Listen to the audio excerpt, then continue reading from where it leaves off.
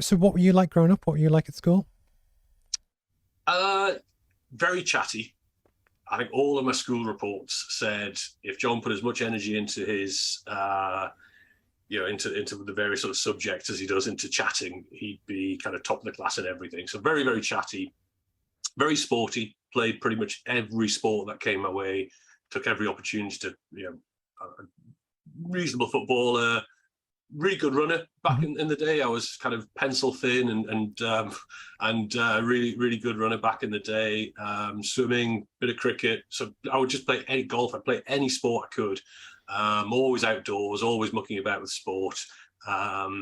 And just a really sort of happy, enjoyable childhood. Yeah, just really enjoyed school and all that. Yeah. How were you with your academics? Were you a SWAT or were you kind of a little bit rebellious? The reason why I ask is that, I've done about 90 of these interviews now, and often mostly kind of entrepreneur type people, but the similarities are uncanny.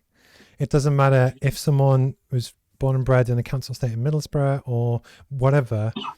A lot of people that go on to entrepreneurial type positions or senior positions are very, very similar. And that's what I find incredible. So what, were you rebellious or? I certainly wasn't rebellious. No, I was. I was. I think, as I say, in a positive way, I think I was probably quite disruptive in that. I love to chat and I love to get a giggle out of people. So, the joke or an impression of a teacher or something like that. But, but at the time, if you'd asked me at the time, I would have thought I tried really hard in school. I can Mhm. look back now and think, actually, I could have given so much more, and I wish I had. Um, but no, I was never really in trouble for anything. I never, You didn't steal as I say, cars or anything. oh God, no, no, nothing like that. But chatty and sporty, I think would be the two main things. Yeah, But both of those, they're great skills to have. And this is something that really, it's silly, but you went into business development and sales and, that kind of thing. And especially what you do now, you are the spokesperson for a region in many ways. But you never get told as a child how being chatty can be really positive and useful as a skill as much as maths or anything else. And it's again funny how when you look at the school system when you're a little bit older, you realize a lot of the life skills that you develop have nothing to do with school, but yet they'll arguably take you further than A-level physics kind of thing. So, yeah, that's a really good point. Yeah, yeah. so did you go to uni?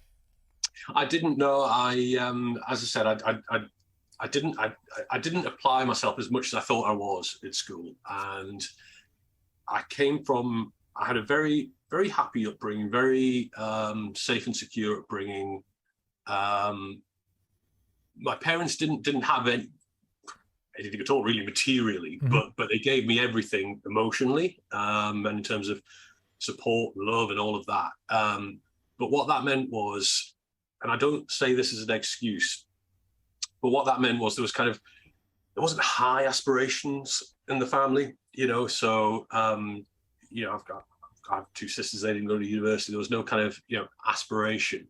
And as I said, I don't use that as an excuse because I had other friends in my friendship group who came from very similar backgrounds who did go on Hmm. and go to university and have carved out some brilliant careers for themselves. But but no, I mean, I sort of developed my education later on in different jobs that I had. Yeah. But no, I didn't follow that usual path, if you like. But the funny thing is and I have nephews now. One is going to Sheffield where I went in October. And then his brother, who's slightly younger, kind of wants to be a chef. And it's really funny that I'm someone that spent a lot of time in universities and done different Yeah, stuff. And genuinely honest, I'm not sure I would recommend someone to go. You have to be the right animal and want to do something that you need the skills that you can kind of. So if you want to be a technical engineer to do mechanical engineering as I do, you kind of need to learn that in a university setting for for design type stuff, or a solicitor yeah, or that kind of thing, an accountant. But for most jobs, marketing or whatever, I personally prefer people with hands-on skills. I know so many people that have PhDs and they're useless. And there's a huge difference between real-world practical skills of people that get stuff done and certificates. And the point is, it's almost like we don't have kids, but I don't think that it should be the usual expected route for most people. And it's really fascinating that a lot of people, and you've obviously gone on to have an incredible career, without doing it. And that's part of the reason why I love to do this, because again, you have a lot of people that don't like school and don't want to do that path, but they still want to be ambitious and do stuff. And I think that's why it's really good to kind of talk. I wish, don't get me wrong, I wish I had, because if I look back, as I say, I remember, not that I gave them very much, but my parents would always tell me how proud they were of me and all the rest of it. And in a way, I think I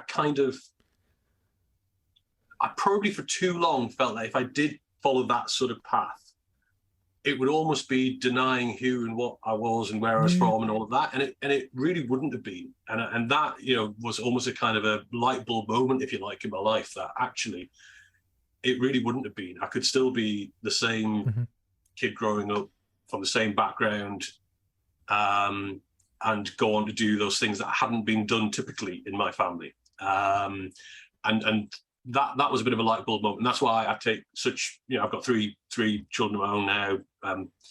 Two of them have gone through university, got great jobs themselves now. My youngest daughter's halfway through her GCSEs now. And I love the fact that they are kind of they are going in that direction. But I kind of wish I just sort of allowed myself to explore that possibility when I chose not to, basically. Well, you've done all right, put it that way. Thank you. But it's funny that with I think the people that I've spoke to who run their own business or doing loads of different things, one of the ladies was homeless at 24, and it's almost it makes no difference what your academic background is. It's the skills, it's the drive, it's what you want to do. And I just think it's important to kind of talk about.